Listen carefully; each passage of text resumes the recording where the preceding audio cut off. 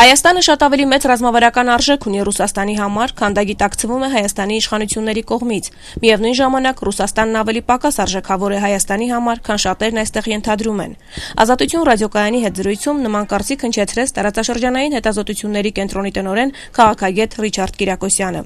Where Armenia has much more strategic value for Russia than the Armenian government realizes, and Russia has much less value than many people assume.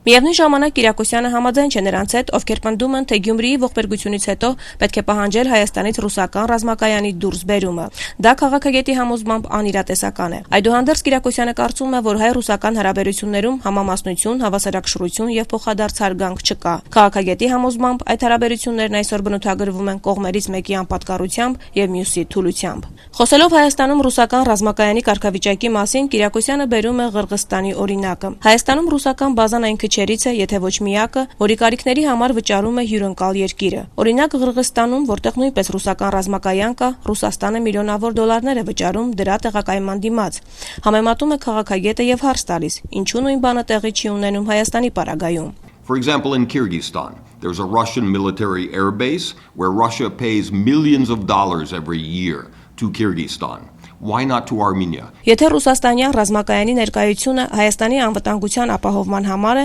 ինչպես նախատեսված է երկկողմ միջպետական պայմանագրով, ապա Հայաստանը բավարար չափով անվտանգություն չի ստանում, ասում է Ռիչարդ Կիրակոսյանը եւ այս համատեքստում նաեւ հիշեցնում, որ Ռուսաստանը հանդիսանում է Ադրբեջանի զենքի թիվ 1 մատակարարը։ Russia is the number one arms provider to Azerbaijan. Քաղաքագետը տարակուսանք է հայտնում։ Երբ Հայաստանին պարտադրվեց անդամակցել Եվրասիական տնտեսական միությանը, անդամակցության կողմնակիցները դա արդարացնում էին Ռուսաստանի կողմից տրամադրվելիք անվտանգության երաշխիքներով։ Մինչդեռ հաշվի առնելով վերջին շրջանում ադրբեջանական կողմից զինված ոտնձգությունների սաստկացումը, կարող ենք ասել, որ այժմ լինելով ԵՏՄ անդամ, մենք շատ ավելի անպաշտպան ենք։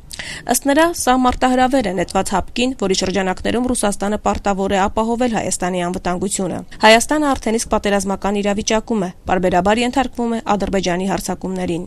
Սա արդեն Լեռնային Ղարաբաղ չէ, սա Հայաստանն է։ The Republic of Armenia is already under a state of war, attacked by Azerbaijan. Մեկնաբանելով Գյումրիի ողբերգությանը հաջորդած իրադարձությունները, Կիրակոսյանը կարծիք է հայտնում, որ դրանք ճգնաժամ են առաջացրել հայ-ռուսական հարաբերություններում։ Ռուսական կողմը խնդիրը փորձում է կարգավորել, դրսևորելով իրեն բնորոշ անպատկառ վարքագիծ, առանց հաշվի առնելու խնդրի նրբանկատությունը տեղացիների համար։ Եվ դա զուգակցվել է հայաստանյան իշխանությունների ոչ կոմպետենտ եւ անկարող վարքագծով։ Հայաստանի նախագահը եւ նրա կառավարության ներկայացուցիչները այս հարցի հետ կապված երկար ժամանակ լռություն էին պահպանում։ Հիշեցնում է Կիրակոսյանն ու շարունակում. այդ ամենը միայն նպաստել է Հայաստանի Հանրության շրջանում հիասթափության եւ ցասումի ալիքի բարձրացմանը։ Where the Armenian president and leaders of his own government were nowhere to be seen or heard on this issue. Քաղաքագետի կարծիքով դրանք հակառուսական ցույցեր չէին։ Սխալ է նաև դրանք գունավոր հեղափոխություն ներկայացնելը։ Այստեղ մայդանային շարժում չկա։ Սա հարձակում չէ հայ-ռուսական հարաբերությունների դեմ։ Սա լուրջ մարտահրավեր է նետված հայ-ռուսական հարաբերությունների անհամաչափությանը։ Եկեք խոստովանենք, այդ ամենը հանգեցրեց նրան, որ Հայաստանի իշխանությունները շատ խեղճ գտնվեցին այս ճգնաժամի հաղթահարման հարցում, ասում է Ռիչարդ Կիրակոսյանը։ This is not an anti-Russian demonstration, nor is it necessarily a colored revolution.